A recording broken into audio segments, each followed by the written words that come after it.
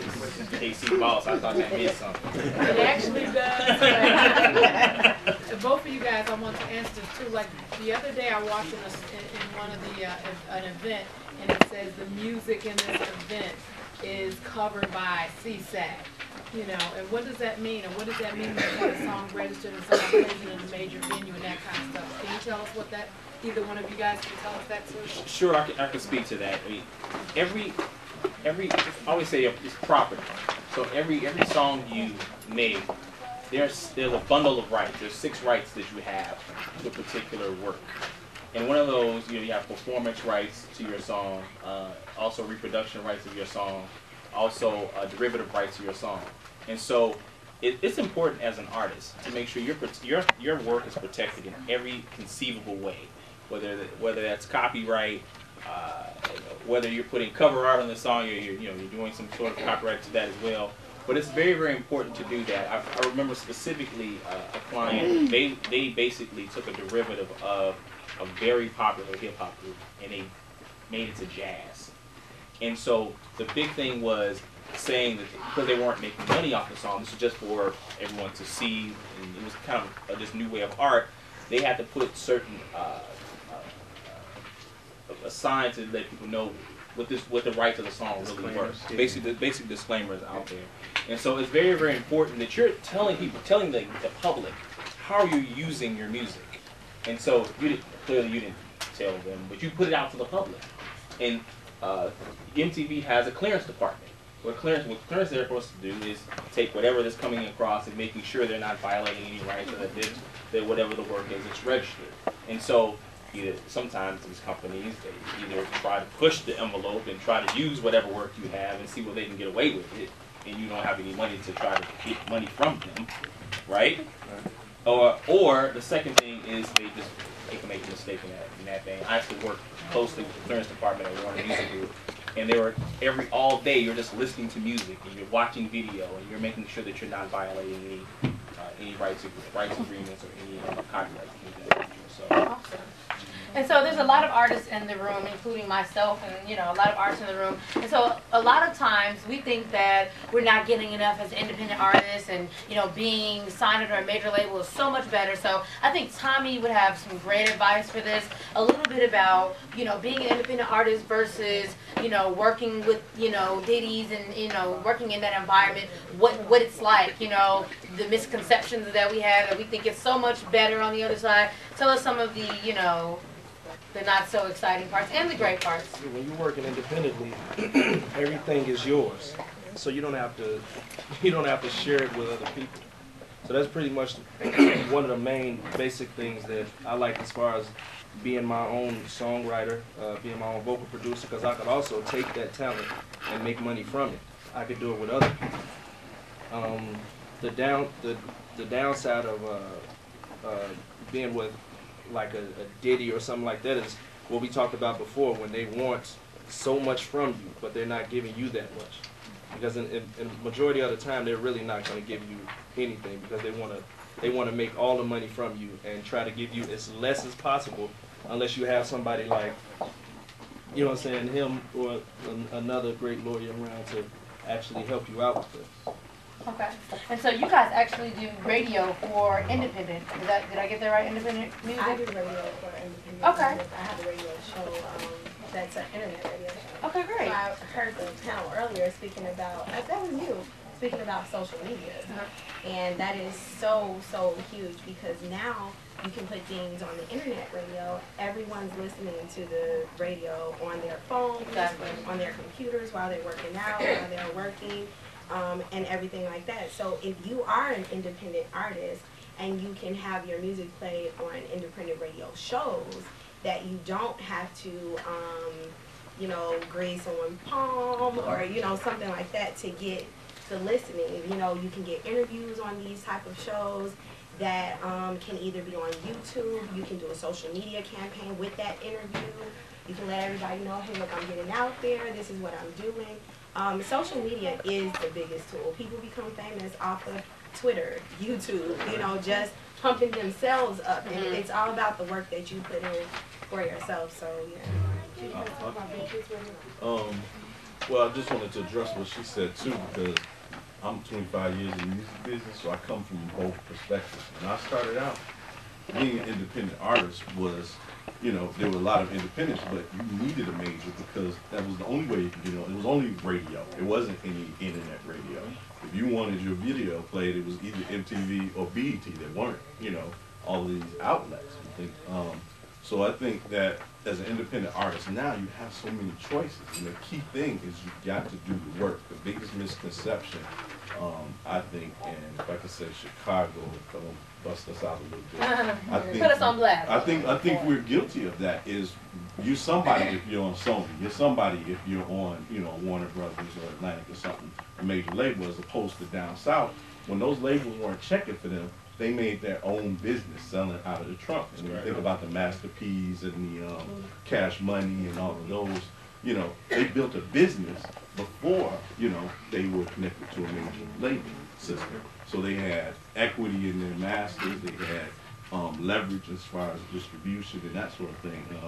So I think it's key to understand you still have to do the work. So many people get signed to a major label and think, yeah, the label handles that. No, the label does not handle that. As the manager, you still got to do the work. As the artist, you still have to do the work. There's very few artists that make it in a major label system where they're benefiting from the system. Most of them are outside of that system hoping, you know, for a shot. And the downside of that is that you're on that label, but you can't do what you want to do. So you can't just go out and pass out CDs. You can't, you know what I mean? It's just simple stuff like that. You think as an artist, Tell us more. yeah, I can go pass out my CDs, you know? No, you can't do that. Why is that? Because it's owned by the label, and they will shut you down. Your product manager will make sure you don't have any more product. I mean, just crazy stuff. Because they control it, and their priority is not your priority. You know?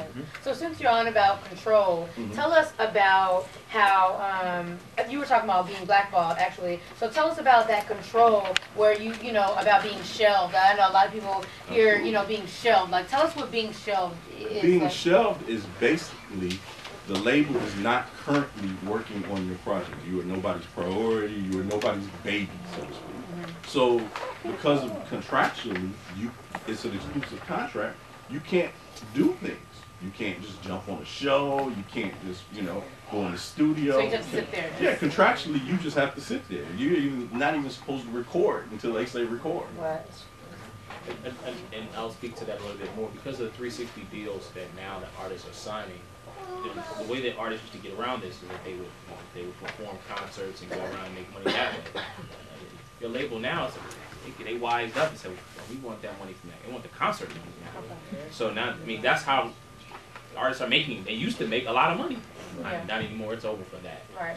So that was an independent lane that artists could take outside of their label. But now, no, that's just not happening anymore. And a side note to that is if they have decided their value for that touring is this amount, it used to be that you could go out and have a small club record and go make $1,500 on a show.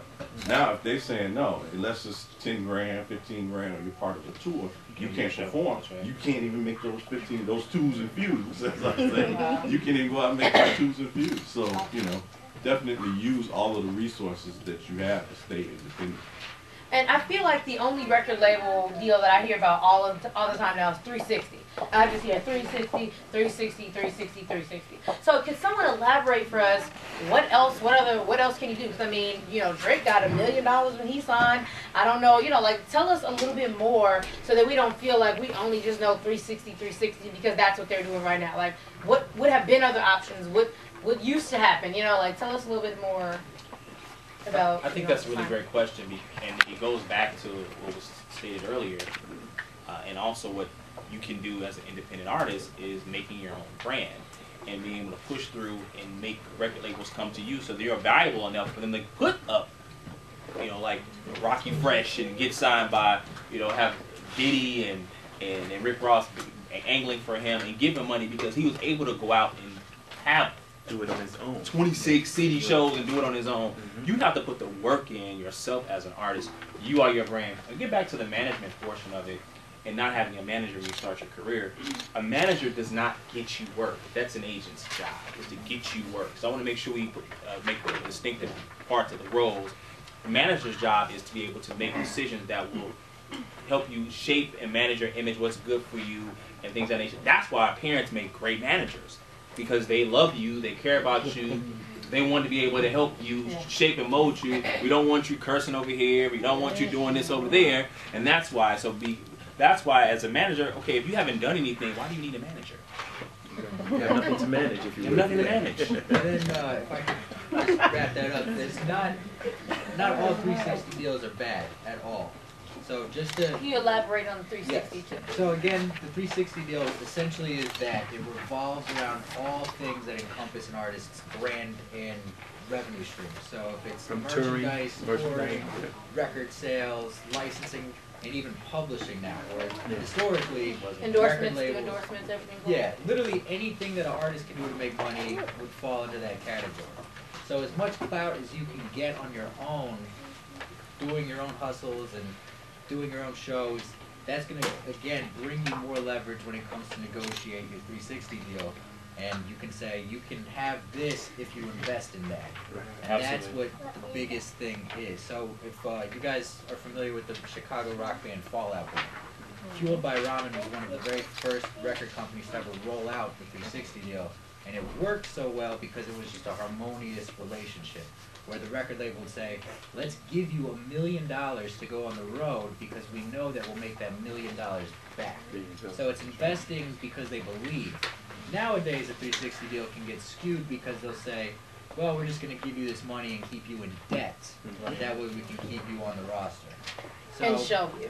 And Shelby, yeah. So speaking of team, you mentioned publicists. Tommy, you speak. You had, you introduced me to a publicist before. Your publicist. Tell us the importance of having a publicist. Either of you, Lakeshore guys, of having a publicist in your team. Would you? Well, publicists and a team. You do know and understand. I say Lakeshore guys. Lakeshore guys, it's okay. Lakeshore guys. I said Lakeshore guys. You do know that the importance of branding and getting your brand out there is all through promotion, whether it be word of mouth, whether it be television, whether it be on the radio. What publicists in your team do is they keep you relevant. They keep your name out there. You know what I mean? That's very important because the term or it's so cliche, but it's so for real. Out of sight, out of mind. If people don't know you, don't know where to find you, don't know your Twitter or any of your social networks, then you're unheard of. You know what I mean? You don't have you can have the greatest product in the world, but it means nothing if no one knows who you are. So your publicists, and they get paid a pretty penny, but they get paid to do what it is to be done. Whether it's getting you into magazines, getting you interviews, getting you on the Ellen Show, or whatever the case may be. And they're good for keeping you out of trouble as well. They're good for keeping you away from TMZ and things of that nature. And you see an example of that through Chris Brown. right. Went out and tore all that stuff up. Yeah, a publicist is basically they make sure that you stay relevant, and they also make sure that your brand is not tarnished, if you will. And like the importance of a team, the team. Like I said, the music game is changing nowadays. So what they used to do, they don't do anymore because of all of the piracy and because of the internet taking a direction where it's okay to be independent. It's okay. You can brand yourself with a powerful team. So it's important to get you a great team. If you've got friends, you've got girlfriends, boyfriends, family members who are willing to go the extra mile to take a couple of minutes out of their day to not tweet about themselves and tweet about you.